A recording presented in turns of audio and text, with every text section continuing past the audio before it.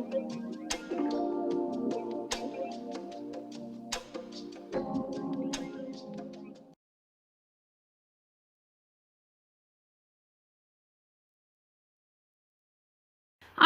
வணக்கம். எல்லாரும் எப்படி இருக்கிறீங்க?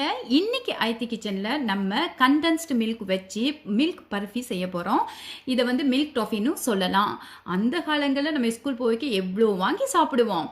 அதில் ஒரு ஆள் தான் இவரை எப்படி செய்யறதுன்னு பார்க்கலாமா? வாங்க.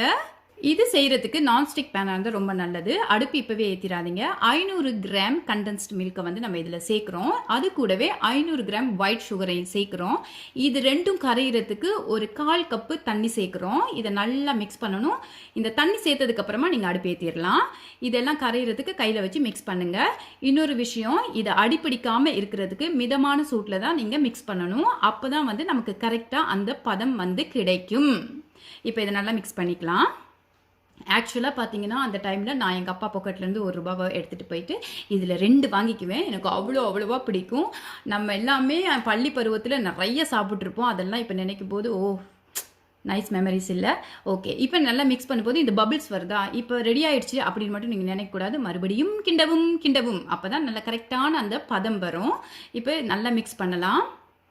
இப்போ வந்து பார்த்தீங்கன்னா 25 கிராம் பட்டர் எடுத்திருக்கேன். பட்டர் ஏன் நம்ம சேர்க்குறோன்னா அப்போ தான் அழகாக இலகுவாக அதை கட் பண்ணி நம்ம எடுக்க முடியும். அதுக்காக தான் பட்டர் சேர்க்குறோம். பட்டர் நல்லா மிக்ஸ் ஆனதுக்கப்புறமா முந்திரி, தேவையான அளவு முந்திரி சேர்த்துக்கலாம். இந்த முந்திரி, இந்த கண்டென்ஸ்ட் மில்க்கு, இதோட டேஸ்ட் இருக்கே அது வேறு லெவல். அதுக்காகத்தான் அந்த பாக்கெட்லேருந்து ₹1 எடுத்துகிட்டு போயிட்டு நாங்கள் வாங்குறது. எவ்வளோ வாங்கி சாப்பிட்ருப்போம் இல்லை? இப்போ வந்து ஒரு பட்டர் பேப்பர் போட்டிருக்கீங்க.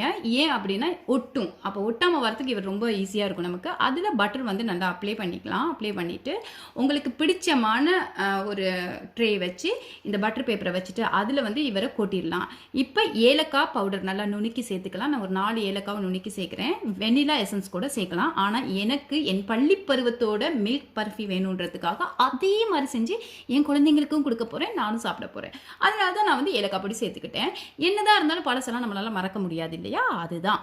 ஸோ பழைய நினைவுகளை சில உணவுகள் நமக்கு மறுபடியும் ஞாபகப்படுத்தல. அது ஒரு தனி சுகம். இப்போ பார்த்தீங்கன்னா நல்லா ரெடி ஆகிடுச்சு. இன்னும் கொஞ்சம் நேரம் வச்சுட்டு எடுத்துட்டோம்னா சூப்பராக ரெடி ஆயிரும்.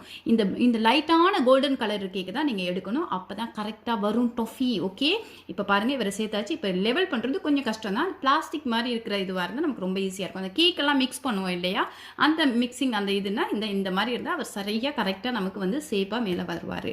ஆக்சுவலாக பார்த்தீங்கன்னா ஸ்ரீலங்காவிலாம் இந்த டொஃபியை கட் பண்ணி எடுக்கிறதுக்கு ஒரு அச்சு வச்சுருப்பாங்க. அது என்கிட்ட இல்லை.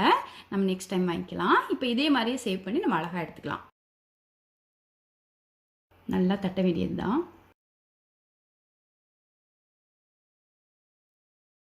இப்போ பார்த்தீங்கன்னா கை வச்சிடக்கூடாது, சூடாக இருக்கும். A few moments later. இப்போ நம்ம கட் பண்ண போகிறோம். ஒரு ஃபியூ மூமெண்ட்ஸ் வச்சுருந்தா போதும். கட் பண்ணும்போது இல்லைன்னா வந்து நமக்கு பட்டர் சேர்த்துருக்கோம், உடையாது.